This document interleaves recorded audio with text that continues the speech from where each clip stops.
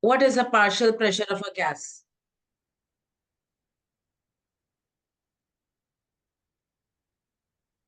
Okay. Second question. You can hear me, Neil, right? Yeah, teacher, I can hear you. But please speak again. Ma'am, I can hear you. Okay.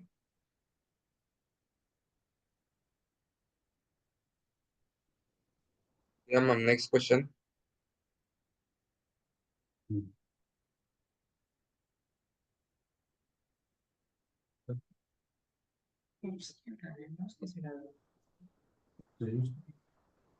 चलो ठीक है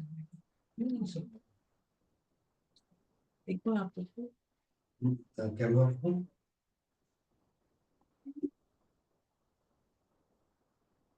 Neil, second question, two differences between type.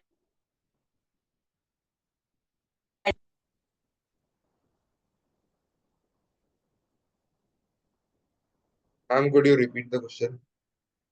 Two differences between residual volume and tidal volume.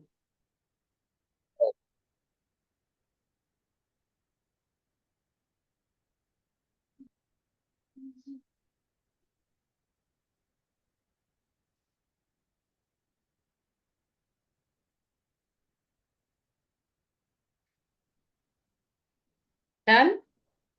Done. Preventive measure of the disease bronchitis.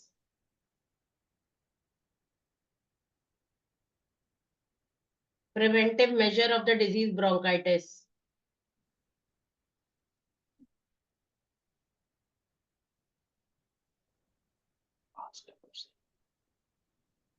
Yes, Neil, written? Yeah. Ma'am. Okay.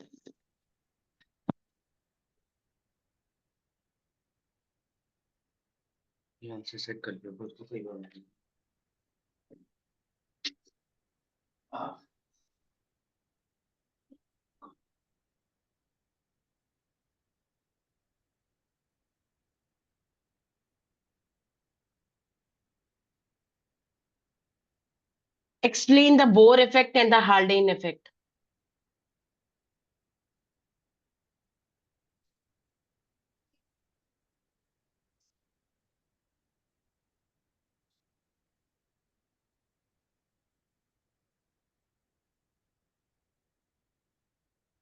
Yeah, ma'am. Done.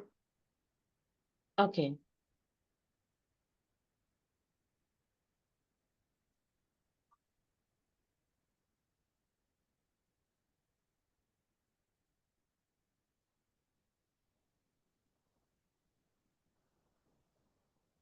Write a short note on chloride shift.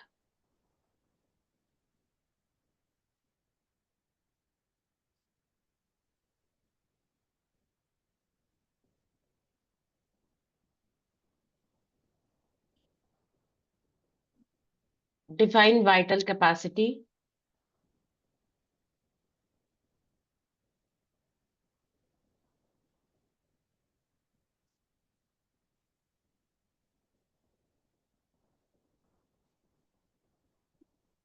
Ma'am, could you say the question before this? क्या बोला था बेटा, मैं तो भूल गई. क्या बोला था अभी? Right. Write a Right के short बाद. note on chloride shift. Okay. Okay. Chloride means chloride bicarbonate shift, right? Yes. Yes. सारे क्वेश्चंस आते हैं आपको? सारे क्वेश्चन नहीं. These are the most important questions of this chapter. Okay. And we have done all this part. थोड़ा सा part रह गया था. Shall I continue with that? हाँ, okay. Sure. Sure. Right? Right. Right.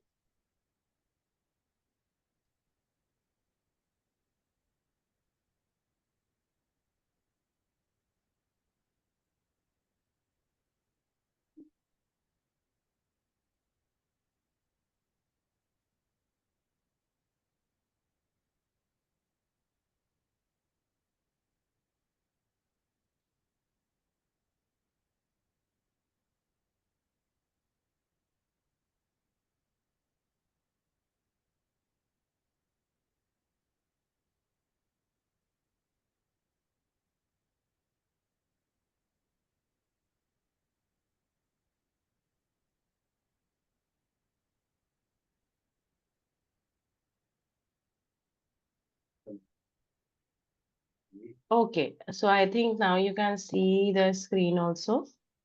And ये सब हमारा हाँ, रह ये गया था. I would like to tell you, नील, आपको ओके। टाइडल वॉल्यूम वगैरह आपने पहले सुना हुआ है? टाइडल वॉल्यूम, हाँ पहले सुना हुआ है। सुना हुआ है, राइट? तो टाइडल हाँ, वॉल्यूम क्या है?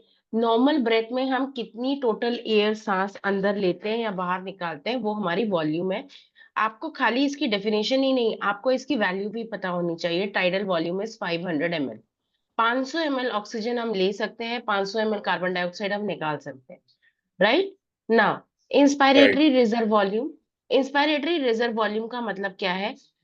नॉर्मल के बाद हम एक्स्ट्रा कितनी एयर ले सकते हैं. इंस्पायरेटरी रिजर्व वॉल्यूम मतलब नॉर्मल से अलग कितना ले सकते हैं. जैसे कई बार हम डीप ब्रेथ लेते हैं, राइट? दैट इज हाँ, inspiratory reserve volume. Then inspiratory capacity. Capacity का मतलब क्या है? या ये मेरी कैपेसिटी है. सबकी कैपेसिटी अलग होती है, लेकिन यूजुअली मानते हैं कि एक नॉर्मल इंसान की जो कैपेसिटी है वो 35 ml, 3500 ml हो सकती है. यानी कि आपकी बॉडी के अंदर जो लंग्स हैं वो कितनी ml गैस ले सकते हैं? 3000 ml गैस ले सकते हैं. लेकिन आपकी कैपेसिटी कितनी लेने की है? आपकी कैपेसिटी लेने की 3500 ml है. Are you getting, Neel? Yes ma'am, getting. मैं ये इसलिए आपको समझा रही हूँ, घुमा फिरा के इसके काफी न्यूमेरिकल्स भी आ जाते हैं. और न्यूमेरिकल्स में कुछ भी नहीं है, वो आपसे यही पूछेंगे. जैसे वो आपको आईसी दे देंगे, टीवी दे देंगे, आपसे आईआर भी पूछेंगे, राइट? तो आपको रिलेशनशिप्स पता होने चाहिए. राइट। अब एक्सपायरेटरी इंस्पायरेटरी रिजर्व वॉल्यूम क्या था? कितनी एक्स्ट्रा एयर हम अंदर ले सकते हैं और कितनी एक्स्ट्रा एयर हम बाहर निकाल सकते हैं. That is the expiratory reserve volume. You will be shocked to know कि हम अंदर तो 3000 ml ले सकते हैं, लेकिन हम बाहर सिर्फ 1100 निकाल सकते हैं. और कितनी हमारे लंग्स में रहती हैं जब सब कुछ हो गया? 1200 ml गैस हमारे लंग्स में हमेशा रहती है, चाहे हम जितना डीप ब्रेथ कर लें, चाहे हम जितनी तेज सांस निकाल दें. हमारे लंग्स कभी भी खाली नहीं होते, 1200 ml गैस उसमें हमेशा रहती है. फंक्शनल हाँ, residual volume. Functional residual volume क्या कहती है? कितनी एयर लंग्स में नॉर्मल एक्सपिरेशन के बाद रहती है. नॉर्मल एक्सपिरेशन कहने का मतलब क्या है? जब हमने नॉर्मली सांस ली है तो कितनी है, डीप नहीं ली है. हमेशा याद रखना, रेसिडुअल वॉल्यूम का मतलब क्या है? डीप लेना. फंक्शनल का मतलब क्या है? नॉर्मल लेना. प्लीज रिमेंबर, नॉर्मली हम 2300 ml गैस निकाल सकते हैं, लेकिन फोर्सफुली हम सिर्फ 1200, सॉरी, फोर्सफुली हम सिर्फ 1100 निकाल सकते हैं, राइट? फिर टोटल कैपेसिटी हमारे राइट। लंग्स की कितनी है? टोटल कैपेसिटी मतलब कितना लंग्स निकाल सकता है after a deepest force inhalation, जब हमने खूब कस के सांस ले ली. यानी कि उस वक्त हमारे हमारे लंग्स में टाइडल वॉल्यूम तो होगी होगी. What is tidal volume? भाई, हाँ मैम। ऐसा तो कोई पल होता नहीं है कि इंस्पिरेशन या एक्सपिरेशन हो ना रहा हो. दोनों चीजें साथ में ही हो रही होती हैं. तो कभी भी कोई भी फॉर्मूला हम करते हैं ना, तो टाइडल वॉल्यूम तो हमारा हमेशा साथ में आता ही आता है, क्योंकि हम सांस तो ले ही रहे हैं. और टाइडल वॉल्यूम का मतलब है नॉर्मल कंडीशंस में, ईच नॉर्मल हाँ, ब्रेथ में इतनी 500 ml तो हमारे पेट में लंग्स में, सॉरी, रहती रहती है. तो कैपेसिटी हमारी टाइडल वॉल्यूम तो हमेशा रहेगी रहेगी. IRV का मतलब क्या है? एक्स्ट्रा हम कितनी ले सकते हैं. और ERV का मतलब क्या है? एक्स्ट्रा हम कितनी निकाल सकते हैं. Are you getting my point? ये हमारे लंग्स की कैपेसिटी है. Any question? उसके नो अलावा मैम। आपको लंग्स के साथ, अच्छा, first of all, I think I must give you 2 minutes so that you can go through this part, right? Yes ma'am. और स्पाइरोमीटर वो डिवाइस होती है जिससे कि हम अपने लंग्स की कैपेसिटी नाप सकते हैं.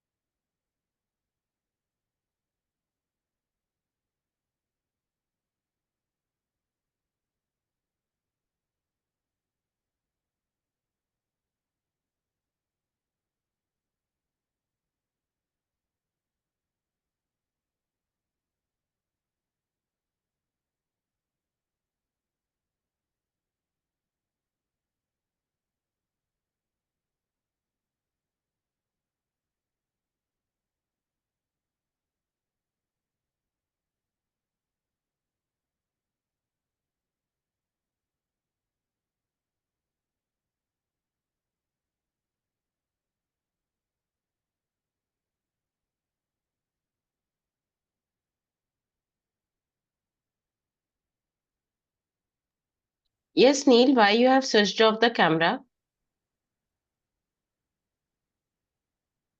मैम वो हुआ रहेगा किसी से बात।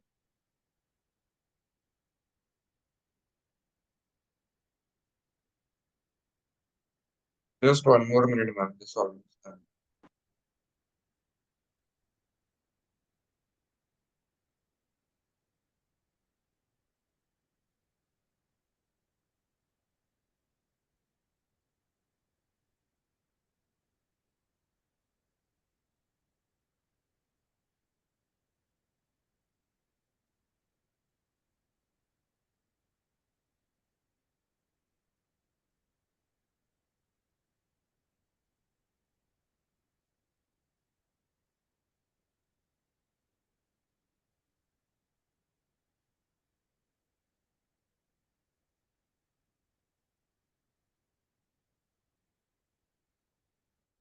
Yeah, ma'am, done. Okay, great. In this chapter, all the disorders are also very important. Disorders मतलब Oh, larynx में inflammation आ जाता है, pharynx में inflammation आ जाता है, bronchus में inflammation आ जाता है। आपने निमोनिया सुना होगा, लंग इन्फेक्शन होता है। और आपने एक्चुअली देखा होगा, since we have so much of polluted environment, there are many people who are suffering from the disorders of the respiratory system, जैसे कि अस्थमा हो गया। अब आपसे पूछा क्या जाएगा, जैसे कि मैं आपको बताऊं, इसमें कुछ चीजें हैं जिनके ऊपर रेगुलर क्वेश्चंस आते हैं। डेफिनेटली सब तो हम नहीं प्रिपेयर कर सकते, I also know, but still I think कि जैसे अस्थमा आपको पता होना चाहिए कि अस्थमा में क्या होता है, आपको इन्फाइजीमा में पता होना चाहिए कि जो हमारा ब्रोंकाइटिस होता है उसमें बेसिकली स्वेलिंग आ जाती है, they may lead to break down the alveoli of the lungs. Basically जो एल्वेलाई होता है, आपको पता है, वही प्लेस है जहां पर सारा सरफेस गैसियस एक्सचेंज होता है। तो इम्फाइजीमा में क्या हो रहा है कि सरफेस एरिया कम हो रही है, जिससे कि गैसियस एक्सचेंज नहीं हो पा रहा है। एलर्जी आपने सुना होगा, अस्थमा में लोगों को एलर्जी हो जाती है, तो उसमें जो ये ब्रोंकियल सिस्टम होता है वो प्रॉब्लमैटिक हो जाता है। साइनाइड पॉइजनिंग आपने देखा होगा, लोग ने साइनाइड खा लिया, राइट, तो उसमें एग्जैक्टली क्या हुआ, साइनाइड पॉइजनिंग में जो साइटोक्रोम ऑक्सीडेज होता है, व्हाट इज साइटोक्रोम ऑक्सीडेज, कहीं नाम सुना है आपने इसका? नहीं नहीं मैम। आपने नहीं सुना? साइटोक्रोम ऑक्सीडेज, अगर आपने हमारे रेस्पिरेशन की जो क्रेब साइकिल है वो पढ़ी है, तो उसमें आपने जो लास्ट में जो ऑक्सीडेटिव फॉस्फोराइलेशन का स्टेप होता है, जो एटीपी के अंदर होता है, जहां पर एटीपी जनरेट होती है, डू यू रिमेम्बर? अभी नहीं करा आपने, क्योंकि है तो 10th 11th का ही। नहीं करा मैम, हम होगा, लोग को ऐसा करा मिला नहीं है। करा होगा, आप भूल गए होगे। It is very important part. तो जब हम सांस लेते हैं, हमें पता है कि जब हम सांस लेते हैं, बेसिकली रेस्पिरेशन होता है तो ऑक्सीजन रिलीज होती है। ये ऑक्सीजन जिस पॉइंट पे जहां पर रिलीज होती है, इसके लिए कुछ ग्रुप ऑफ एंजाइम्स होते हैं, इसको साइटोक्रोम ऑक्सीडेज कहते हैं, राइट। तो ये जो साइटोक्रोम्स के और भी, साइटोक्रोम्स के और भी बहुत सारे एंजाइम्स होते हैं।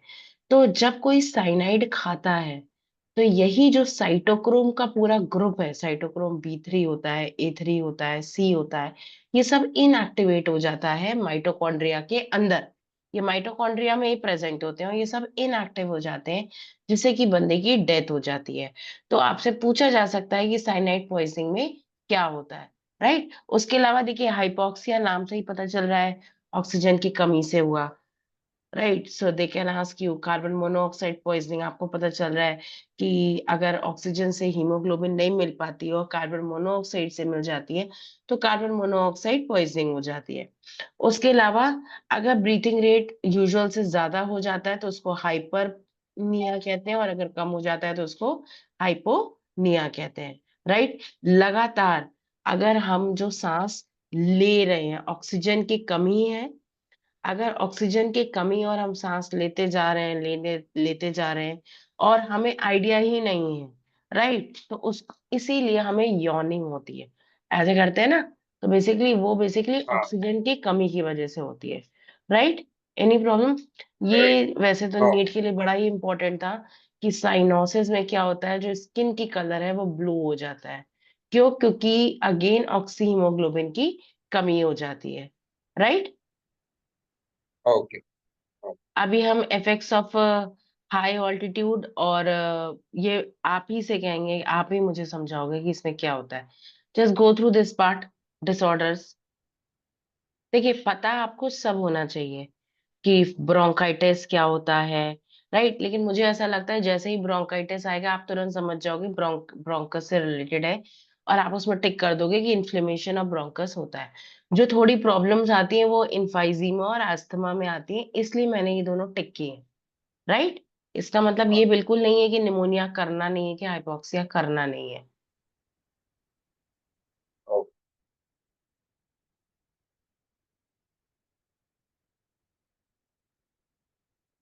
तो बेसिकली ये सारे डिसऑर्डर्स एक्सप्लेन करना है कि कौन से सिलेक्टिव है, एम्फिसिमा, अस्थमा, वो सब।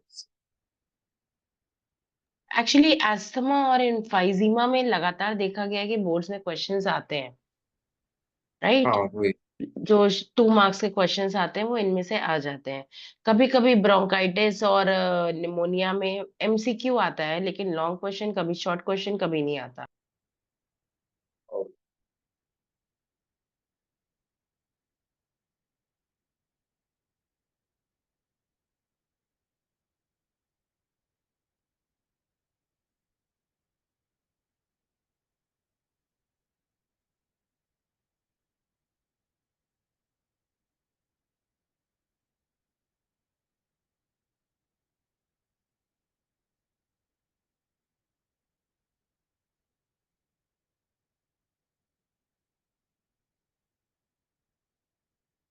तो बेसिकली एम्फिसीमा में ऐसा होता है, when a person starts to smoke, smoke अंदर जाता है उसके वजह से जो क्रॉनिक ब्रोंकाइटिस हाँ, होता है स्मोक उसकी में वजह से बेसिकली क्या होता है कि जो भी हार्मफुल गैसेस जो रिलीज होती हैं वो वहीं पर, जो आप समझ लीजिए ना, जैसे एक्यूमुलेट कि ये होता पोर है, ब्रोंकाइटिस वगैरह ना, ये सब पोर्स की तरह प्रेजेंट होते हैं। अगर ये पोर भरने लगेगा तो ऑक्सीजन को तो जगह मिलेगी नहीं, राइट। है। हाँ। टोबैको अगर अंदर बढ़ता चला जाएगा तो क्या होगा, निकोटीन अगर बढ़ता चला जाएगा तो हमारे जो, हम लोग कहते हैं ना कि लंग्स खोखले हो गए, खोखले खोखले क्या हो गए, लंग्स तो एक बैलून है, लेकिन बैलून के अंदर एल्वुलाई था, उसके ऊपर ब्रोंकाई था, जो गैसियस एक्सचेंज में बहुत हेल्प कर रहा था। हमने क्या किया, गंदगी को, डस्ट पार्टिकल्स को, कई बार क्या होता है हम नहीं सिगरेट स्मोक करते हैं, लेकिन हम एक ऐसी जगह काम करते हैं, जैसे कि जो पेंटर्स होते हैं, आपने कभी अगर पेंटिंग देखी हो तो पेंट के पहले वो दीवार को घिसते हैं, और जहां वो घिसते हैं वहां धूल बहुत आती है, राइट। वो धूल भी उनके लंग्स हाँ। को जाकर के इम्पैक्ट कर रही है, वो भी इम्फाइजीमा का बहुत बड़ा कारण होता है। और तभी इम्फाइजीमा को हम ऑक्यूपेशनल डिजीज भी कहते हैं, क्योंकि जो वो, जिसका वो ऑक्यूपेशन है, उसको ये बीमारी होनी ही होनी है। अब हर कोई अपना ऑक्यूपेशन तो नहीं छोड़ देगा, अगर उसके पास कोई और ऑप्शन नहीं है तो। हाँ। ओके।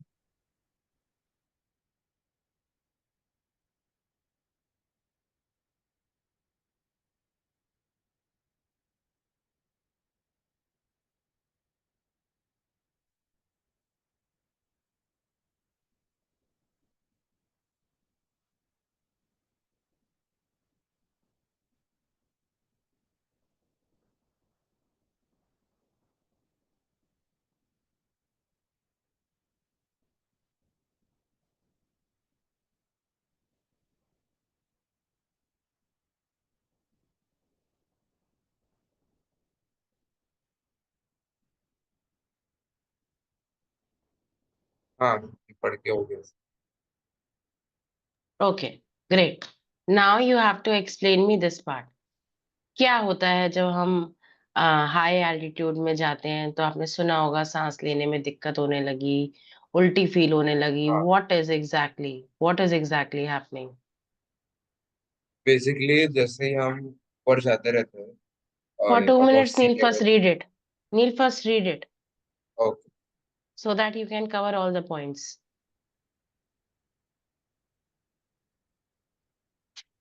और ये एक फैक्ट है जो आपको पता होना चाहिए कि जो बच्चे का हीमोग्लोबिन होता है ना, उसके पास ऑक्सीजन के लिए एफिनिटी बहुत ज्यादा होती है। जो हमारा हीमोग्लोबिन होता है उसके पास कार्बन डाइऑक्साइड के साथ एफिनिटी ज्यादा होती है, मतलब वो पूरी कोशिश करता है कि वो कार्बन डाइऑक्साइड के साथ जुड़े। लेकिन जो एक फीटस होता है, जो माँ के अंदर बच्चा होता है, जब तक वो पेट के अंदर होता है वो हमेशा ऑक्सीजन के साथ ही जुड़ता है। जब भी हम फोर्स्ड ब्रीथिंग करते हैं, उसके इम्पल्सेस हमेशा सेरिब्रम से आते हैं। और जब हम नॉर्मल ब्रीथिंग करते हैं तब कहाँ से आते हैं? जब हम नॉर्मल नॉर्मल ब्रीदिंग करते हैं। हाँ, जब हम नॉर्मल ब्रीथिंग करते हैं तब तब कहाँ से आता है सिग्नल? नॉर्मल ब्रीदिंग इधर pons. Okay, very good. Pons से, मेडुला ऑब्लोंगेटा से, ठीक है। लेकिन अगर तो ये बहुत ध्यान रखना है, अगर फोर्स्ड ब्रीथिंग पूछा है तो आंसर सेरिब्रम होगा, ठीक है। और रेस्पायरोमीटर है जो एक डिवाइस होता है जो बता सकता है कि ब्रीथिंग में कितना एयर एक्सचेंज हो रहा है, ठीक है। ठीक। हाँ, अब आपको रीड करना है effects of high altitudes on respiratory system. नील, ये जो क्वेश्चंस दिए हैं ये आप कब तक करके दे दोगे मेरे को? जरा और देखना पड़ेगा कर क्योंकि एक्चुअली कल प्रैक्टिकल का एग्जाम है तो उसके लिए भी पढ़ना है आज। ओके। नहीं नहीं, मेरे को तो आपसे मंडे तक चाहिए, नेक्स्ट वीक का पूछ रही हूँ मैं। अच्छा तो ठीक है, वो हो जाएगा। और ये क्वेश्चंस आपको कॉपी करके नहीं करने हैं, आपको याद हाँ। करके बिना देखे लिखने हैं, राइट? प्लीज थिंक इट हाँ। As a test. हाँ।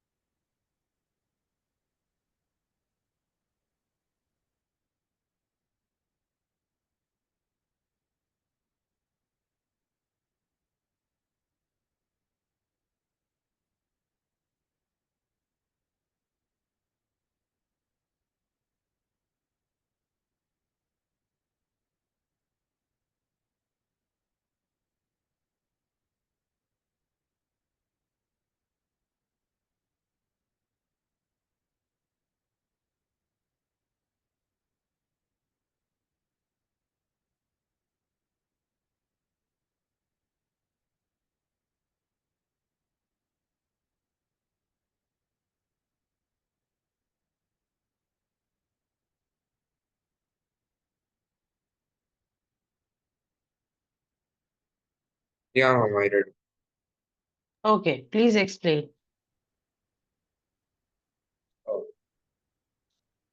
तो बेसिकली जैसे ही हम सी लेवल के ऊपर जाते हैं, लाइक ऐसा, as we go 8,000 feet above the sea level, the atmosphere basically becomes very thin and the oxygen level also decreases because there is the value of gravity decreases towards the oxygen. तो उसकी वजह से there is a there is an decrease in the oxygenation of blood, as in there is lesser oxygen in the blood as we go above as we rise in altitude. Uh, Due to that, there are various symptoms which can show the decrease in oxygenation of blood, such as breathlessness, headache, dizziness, etc. One more visible feature is the bluish tinge on skin and lips, primarily on the Excellent. fingers as Right. And well. one more thing, when we have this condition of prolonged hypoxia, so then a hormone is released that is erythropoietin. From where this hormone is released? Do you remember?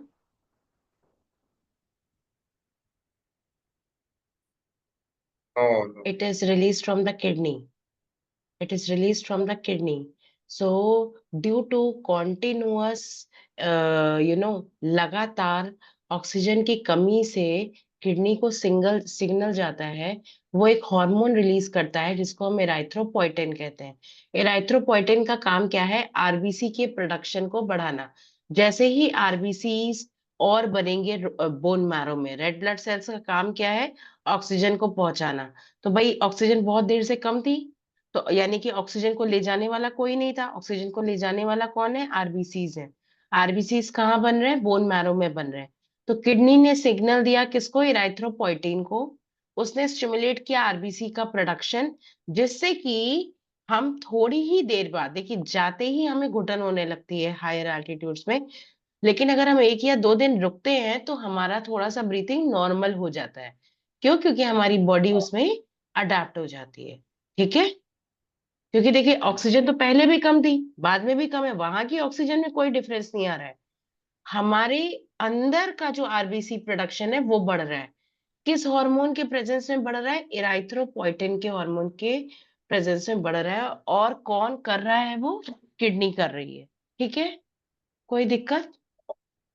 नहीं, नहीं, कोई दिक्कत नहीं। Okay.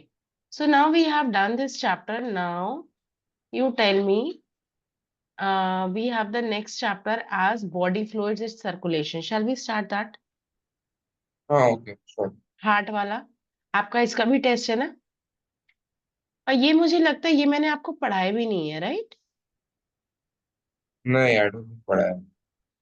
Okay.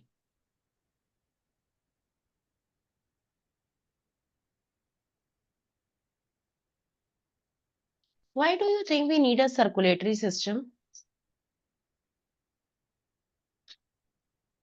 Circulatory system, first of all, the blood is necessary for the transport of oxygen, तो उसको ऐसे हम्म। Contain करने के लिए तो चाहिए ही।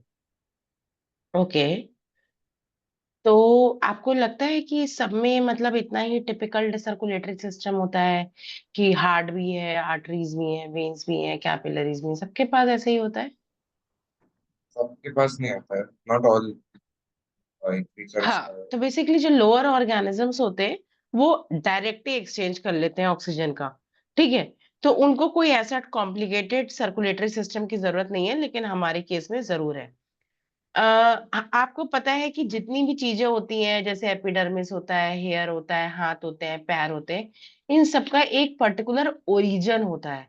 आपको पता होना चाहिए जो हमारा सर्कुलेटरी सिस्टम है वो बेसिकली कहाँ से ओरिजिनेट हो रहा है? ये मीजोडर्म से ओरिजिनेट हो रहा है। प्लीज रिमेम्बर, ये कहाँ से ओरिजिनेट हो रहा है? मीजोडर्म से हो रहा है। Is that clear? Yes.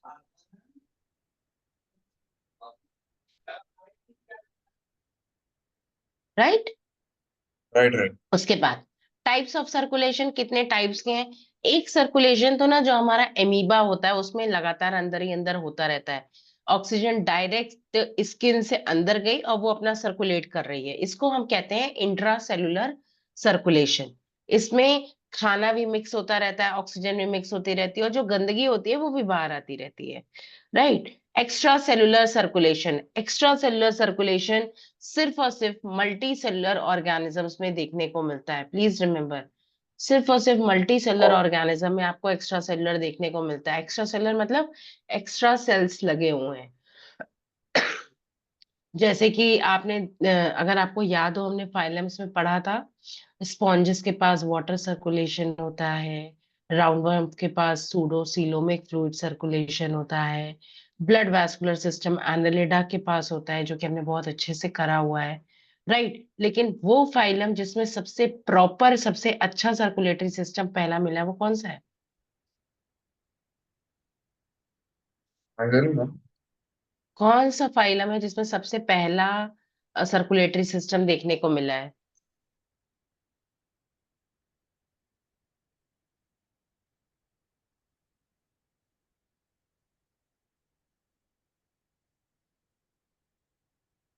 Annelida. Annelida, right.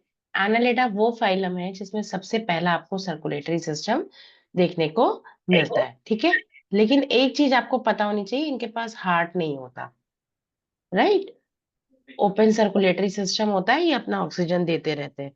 Open circulatory system का काम, ओपन का मतलब क्या है, इनके पास एक सेंट्रल कैविटी है, हीमोसील। बेसिकली मतलब इनके पास बहुत सारी स्पेस है जहां पर आराम से खून जो है बहता रहता है। आर्थ्रोपोडा के जितने भी एनिमल्स हैं, सब में, आर्थ्रोपोडा में और मोलस्का में, आपको ओपन सर्कुलेटरी सिस्टम देखने को मिलता है। क्लोज सर्कुलेटरी सिस्टम आपको एनालिडा में और ऑब्वियसली हम में, जितने भी वर्टिब्रेट्स हैं, सब में क्लोज सर्कुलेटरी सिस्टम देखने को मिलता है। ये बात हमें पता है कि क्लोज सर्कुलेटरी सिस्टम ज्यादा एफिशिएंट होगा।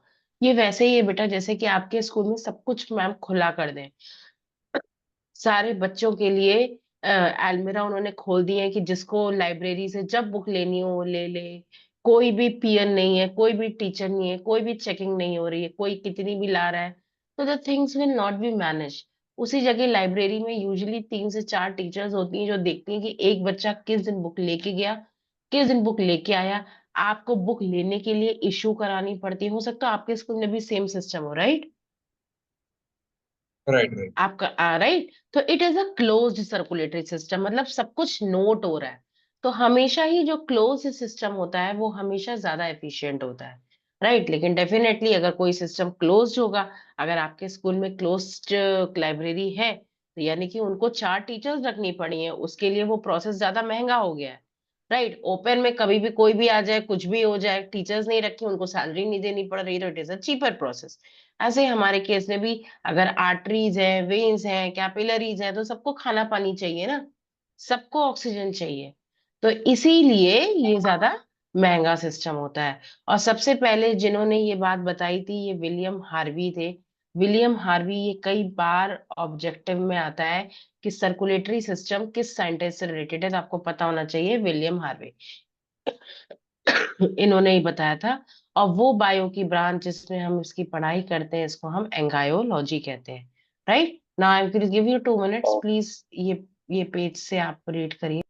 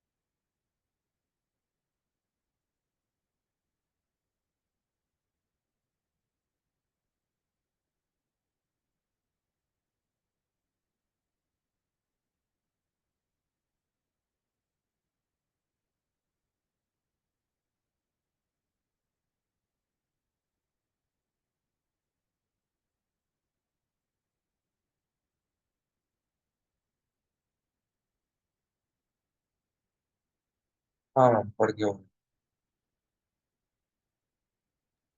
Okay, this part done. नहीं वो फिर वो लास्ट में ma'am.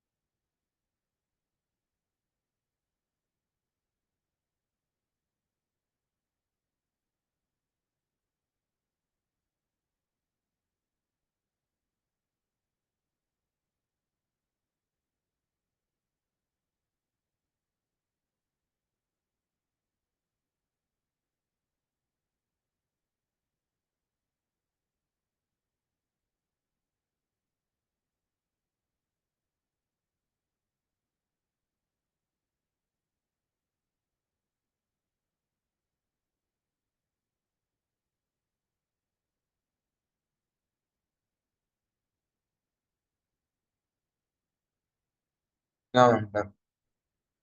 Okay, now general physiology, I told you right now that whenever we talk about blood circulation, the first scientist which we must come in mind, it is Sir William Harvey. I told you that the study is known as angiology, and we have two types of circulation, single and double. Double ज्यादा typical होता है। अब अगर हम systemic circulation की बात करें, systemic circulation में क्या होता है, लेफ्ट वेंट्रिकल से राइट ऑरिकल में जाता है और बॉडी ऑर्गन्स में जाता है। ये मेरा लेफ्ट वेंट्रिकल है, लेफ्ट वेंट्रिकल से ये कहाँ जाएगा, राइट ऑरिकल में जाएगा, और राइट ऑरिकल से ये कहाँ जाएगा, बॉडी ऑर्गन्स में चला जाएगा। राइट, तो मतलब it is very simple. Left ventricle से ये आउटा में जाता है and then to the various body parts. तो इस तरीके से अब ये जो लेफ्ट वेंट्रिकल होता है ना, इसमें आप देखोगे हमेशा प्योर ब्लड रहता है, pure blood always there in the left side. So that is why you will see ये मेरा राइट ऑरिकल है, ये मेरा लेफ्ट ऑरिकल है, लेफ्ट राइट। उसके बाद राइट वेंट्रिकल है और ये लेफ्ट वेंट्रिकल है। ऑरिकल मेरा ऊपर है, वेंट्रिकल मेरा नीचे है। लेफ्ट साइड से हमेशा बॉडी ऑर्गन्स में खून जाएगा। जब ये बॉडी ऑर्गन्स में जाता है, ऑक्सीजन सबको देता हुआ जाता है और बदले में कार्बन डाइऑक्साइड लेता हुआ आता है, यानी कि ये इम्प्योर हो जाता है। ये इम्प्योर पार्ट हमेशा राइट ऑरिकल में आता है। तो ये बॉडी, ये जो सर्कुलेशन का टाइप है जिसमें हम लंग्स की बात ना करके सिर्फ और सिर्फ बॉडी पार्ट्स की बात कर रहे हैं और हार्ट की कर रहे हैं, इसको हम सिस्टमिक सर्कुलेशन कहते हैं। और जिसमें हम बेसिकली लंग्स की बात कर रहे हैं, मतलब जब ये राइट ऑरिकल में आया, राइट ऑरिकल से राइट वेंट्रिकल में गया, तब ये जो खून है वो सारा मेरा इम्प्योर है। क्योंकि ये इम्प्योर है तो इसको साफ होने के लिए लंग्स में जाना है, और लंग्स में इसको साफ होकर के आना है, और ये साफ होकर के कहाँ पर आएगा, लेफ्ट साइड में आएगा। तो इसको हम ऑक्सीजनेटेड ब्लड अब कहेंगे। तो that is why it is known as pulmonary circuit. Usually humans में दोनों सर्किट हमें देखने को मिलते हैं, इसीलिए हम इसको डबल सर्कुलेशन कहते हैं। अब ये वाला जो पार्ट है आप ये रीड कर लीजिए, और जो नीचे का डायग्राम है ये आप अपने इजी के लिए ड्रॉ कर सकते हैं, या आप, क्योंकि ये कभी भी आएगा तो आपको पूरी पिक्चर क्लियर हो जाएगी कि क्या हो रहा है। NEET, Neel, if you want, आपने जो बुक दी थी मैं उससे भी पढ़ा सकती हूँ। आपने एक बुक भी दी है ना बायो की, आपको अगर इसमें डिफिकल्ट लगता है तो मैं उससे भी पढ़ा सकती हूँ। और नहीं मैम, कुछ भी चलेगा सर। ओके। कानून से तो text book.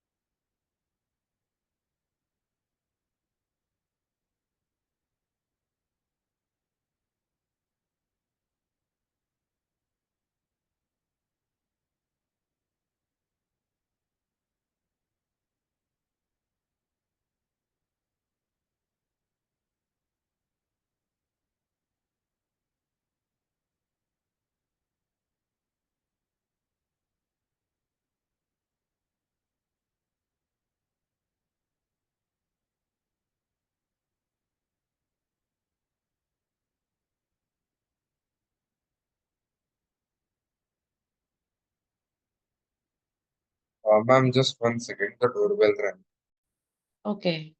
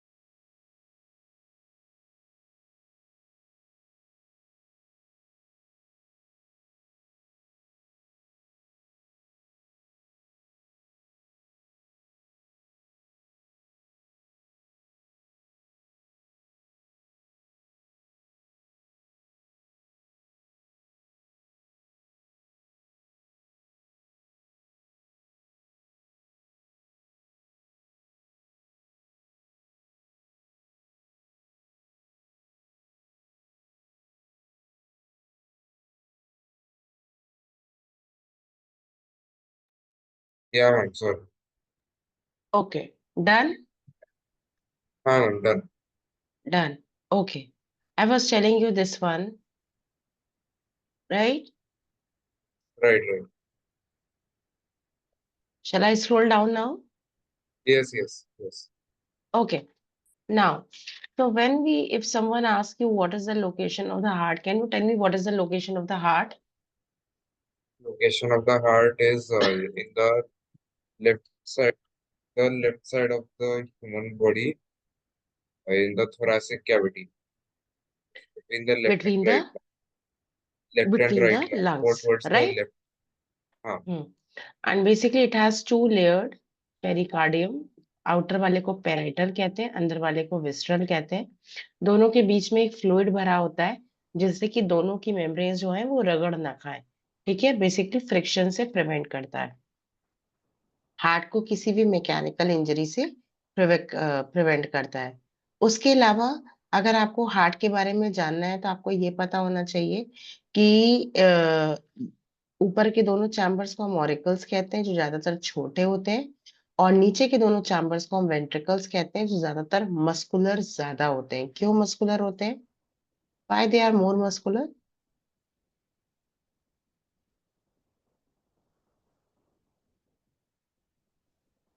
Why ventricles are more muscular?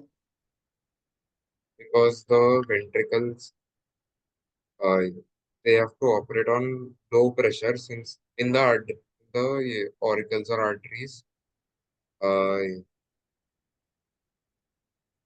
Ventricles को कभी the भी pressure. वेंट्रिकल्स को कभी भी लो प्रेशर में काम नहीं करना होता है, वेंट्रिकल्स को हमेशा हाई प्रेशर में काम करना होता है। अगर आपको किसी को धक्का देना है और धक्का ऐसा देना है कि वो दूर तक जाए, तो वेंट्रिकल्स को क्या करना है? आर्टरीज में ब्लड को फेंकना है कि वो हाँ। बहुत दूर तक जाए। Are you getting my point? So basically Yes. Ventricles इसीलिए मस्कुलर होती है, उनके पास ज्यादा मसल्स होती हैं जिससे कि वो आराम से फेंक पाए। लेफ्ट वेंट्रिकल आप देखोगे वो ज्यादा मस्कुलर होता है, अगेन द सेम रीजन। क्यों? क्योंकि लेफ्ट वेंट्रिकल में साफ खून होता है, तो उसको जो खून है वो दूर दूर तक हर ऑर्गन में भेजना होता है। अभी अभी हमने सिस्टमिक सर्कुलेशन करा। सिस्टमिक सर्कुलेशन का पर्पस क्या है? What do you think Neel, what is the use of systemic circulation?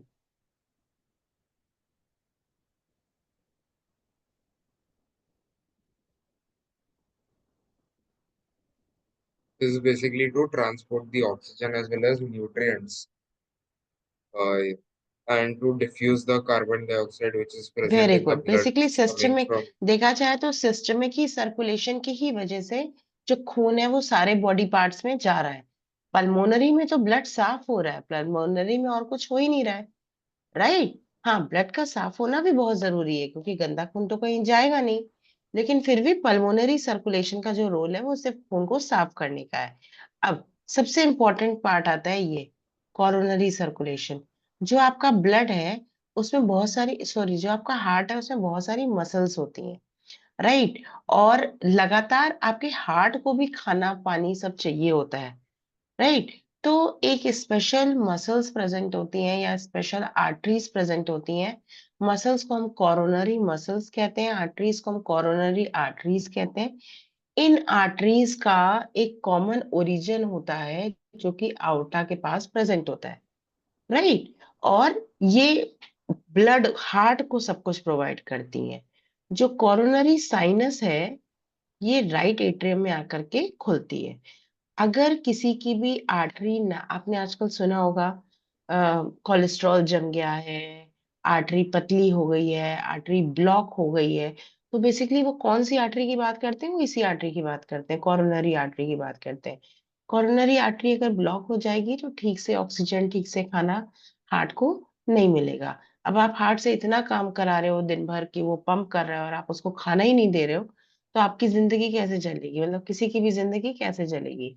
तो क्या होता है इसमें? आर्टरी के जो ल्यूमेन है इसमें कोलेस्ट्रॉल जो है डिपॉजिट होता जाता है एकदम से। कई बार क्या होता है, इंसान को थोड़ा सा इंट्यूशन भी मिलता है, हार्ट में पेन होता है, इस पेन को हम एंजाइना पेक्टोरिस कहते हैं, right?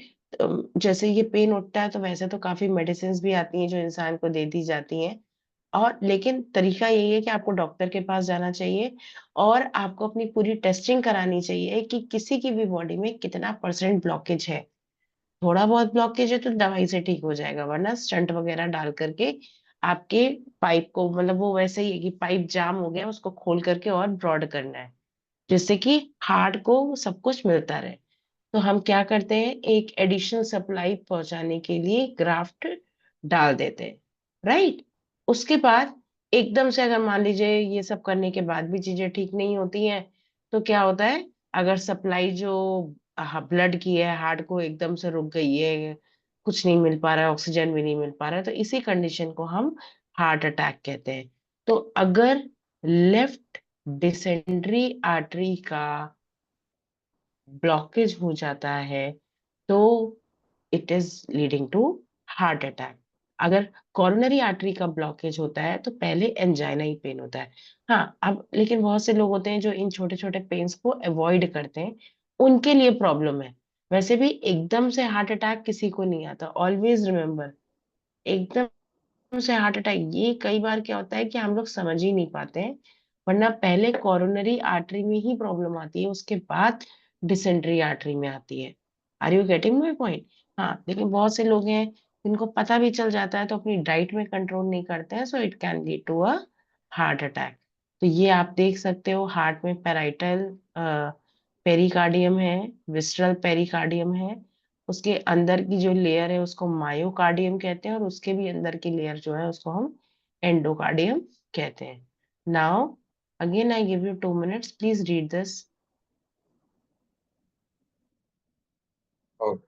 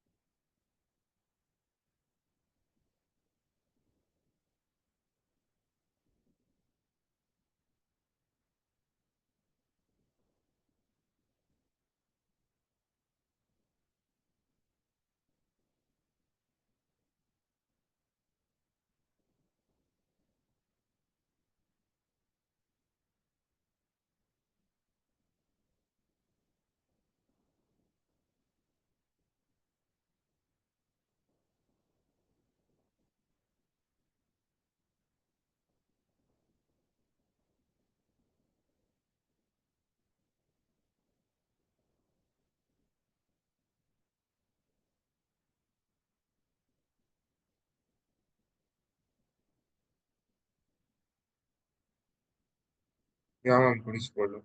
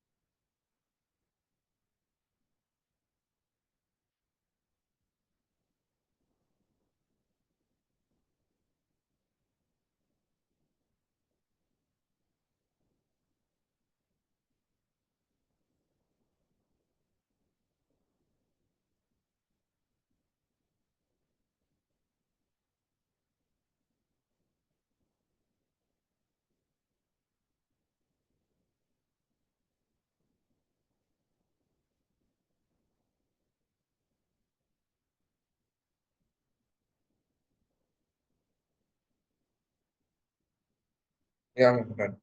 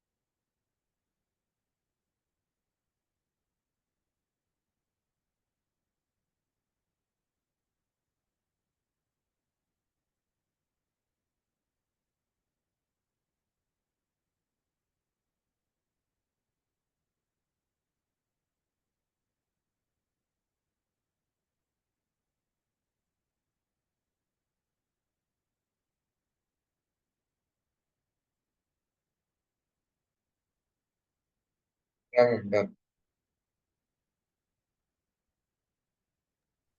Okay.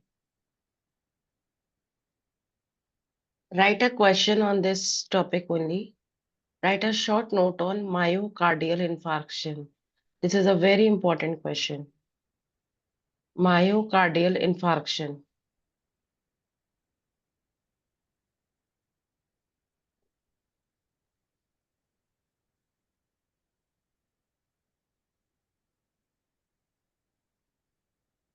Oh, Written? written.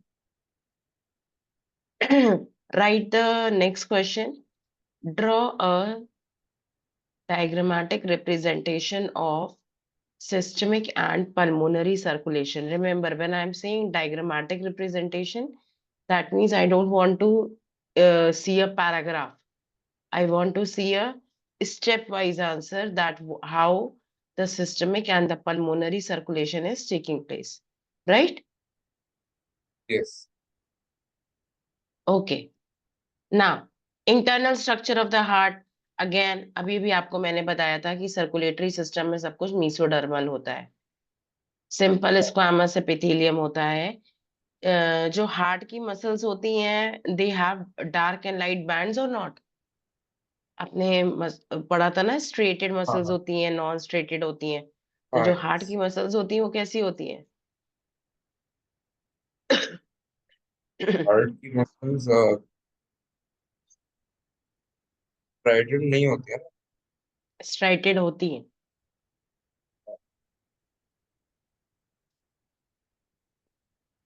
सी, स्ट्रेटेड मतलब डार्क और लाइट बैंड्स। आप मेरे ख्याल से इनवॉलेंट्री से कंफ्यूज हो गए। I was not asking voluntary और इनवॉलेंट्री, वो तो इनवॉलेंट्री होती है। हमें कुछ नहीं पता हार्ट कितनी बार धड़क रहा है, कब धड़क रहा है। राइट? हाँ खाली हाँ। एक चीज आपको पता होनी चाहिए कि जो हार्ट की सबसे अंदर की लेयर होती है वो एंडोडर्मल होती है ओरिजिन में। ठीक है। अब हम पार्टीशंस की बात करें तो बहुत ज्यादा पता नहीं होना चाहिए, लेकिन हाँ, आपको जरूर पता होना चाहिए कि हमारे हार्ट में एक गड्ढा सा प्रेजेंट होता है, एक ओवल डिप्रेशन प्रेजेंट होता है। कहाँ पर? उसके नीचे के पार्ट में। उसको हम क्या कहते हैं? फोसा ओवालिस। राइट? बेसिकली बच्चे के केस में वो फोरामन ओवेल होता है, हमारे केस में वो ओवालिस होता है। बेसिकली आपने ये भी देखा होगा कि बच्चों के केस में ना, लंग्स जो होते हैं वो बेसिकली कोई काम नहीं कर रहे होते हैं, क्योंकि वो तो सब कुछ हमारी हेल्प से कर रहे होते हैं। अम्बलिकल कॉर्ड होती है जो उनको ऑक्सीजन प्रोवाइड कर रही है, उनको खून प्रोवाइड कर रही है। लेकिन उनके हार्ट में एक डिप्रेशन होता है जिसको हम फोरामन ओवल बोलते हैं। ये नीट में आता था, ये नीट का क्वेश्चन था कि what is the depression in the heart called of the foetus. तो फीटस के केस में फोरामन ओवल है, और ह्यूमंस के केस में फोसा ओवालिस है। ठीक है। उसके अलावा जो दोनों सेप्टम्स हैं जो सेपरेट करते हैं, जैसे मान लीजिए ये है ना? तो ये चार खाने हमने बना दिए। तो ये ऑरिकल और वेंट्रिकल को सेपरेट कर रहा है, तो हम इसको ऑरिको वेंट्रिकुलर सेप्ट्रम कह रहे हैं। ये वेंट्रिकल और वेंट्रिकल को सेपरेट कर रहा है, तो हम इसको इंटरवेंट्रिकुलर सेप्टम कह रहे हैं। ठीक है। ये जो दीवार है कहाँ पर किसके बीच में प्रेजेंट है। अब हमने चैम्बर्स कर लिए। चैम्बर्स, सबसे पहले अगर हम राइट ऑरिकल पढ़ें तो ये क्या है? What is the full form of SVC? ये कह रहे हैं कि it receives on SVC. What is SVC?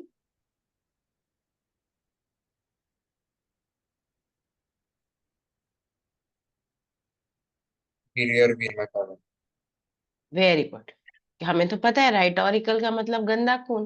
और अगर गंदा खून कौन लाएगा? कोई ना कोई वेन लाएगी। कौन सी वेन लाएगी? सुपीरियर वेना केवा लाएगी। Superior vena cava, inferior vena cava, posterior vena cava, ये सब है। कोरोनरी साइनस इम्प्योर ब्लड कहाँ से रिसीव कर रही है? कोरोनरी वेन से रिसीव कर रही है। कहाँ डाल रही है? राइट ऑरिकल में डाल रही है। ठीक है।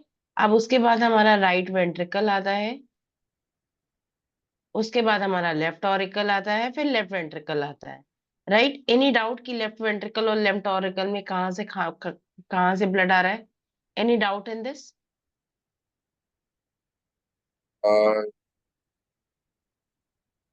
Okay, I give you 2 minutes, please read this part of chambers. Chambers भी पढ़ना है आपको, और पार्टीशंस ऑफ हार्ट भी पढ़ना है, right? Any doubt? Oh, no, no, no, no.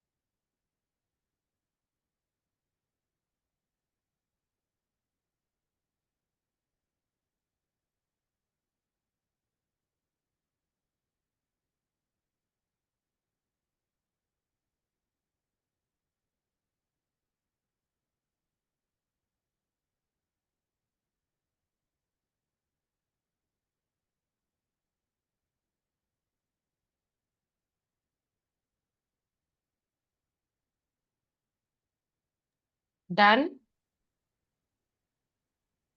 Yeah, sir. Yeah, sir. Okay, now auricles हमने कर लिया, बहुत डिटेल में करना नहीं है, बस आपको पता होना चाहिए कि जो वेंट्रिकल्स होते हैं वहां पर पैपिलरी मसल्स प्रेजेंट होती हैं, और वेंट्रिकल्स में ही जो एवी वॉल्स होते हैं, वो आपको ये तो पता ही है कि वॉल्स प्रेजेंट होते हैं, राइट।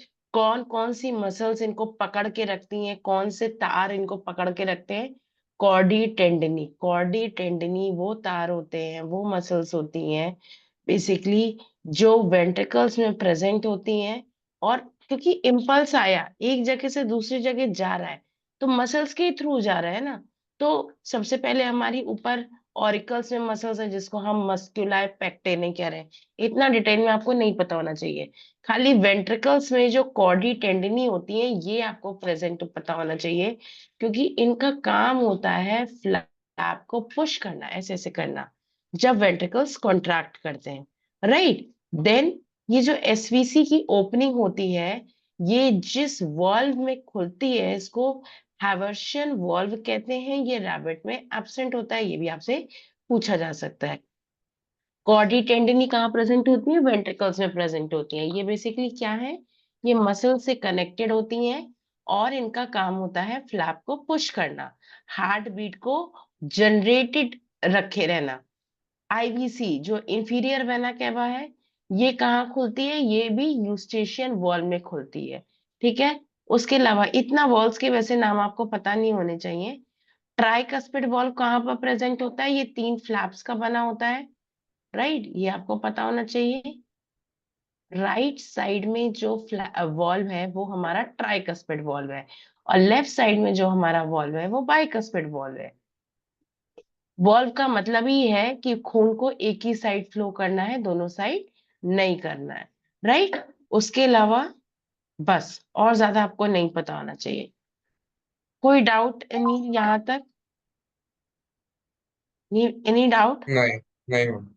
शैल आई स्क्रॉल डाउन?